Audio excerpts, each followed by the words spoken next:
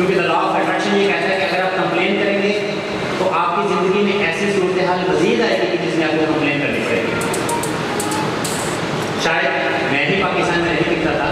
14 साल पहले भी मैंने एक छोटी सी काबिश की थी। शायद उस वक्त अहलियान इलाका मुझे रखने में अभी रजामंद नहीं थे, और दूसरा यह कि मेरी PhD उस वक्त अभी मुकम्मल नहीं हुई थी, तो जिसकी वजह से मुझे 2-3 साल के बाद वापस दुबई जाना पड़ गया। लेकिन अब इंशाल्लाह जो बाहर रहने के अरमान थे मेरे वो पूरे हो चुके हैं। अब अगर एक अरमान है तो बस वो यही है, बकौल हज़रत अल्लामा इकबाल के, खुदाया इन शाहीन बच्चों को, खुदाया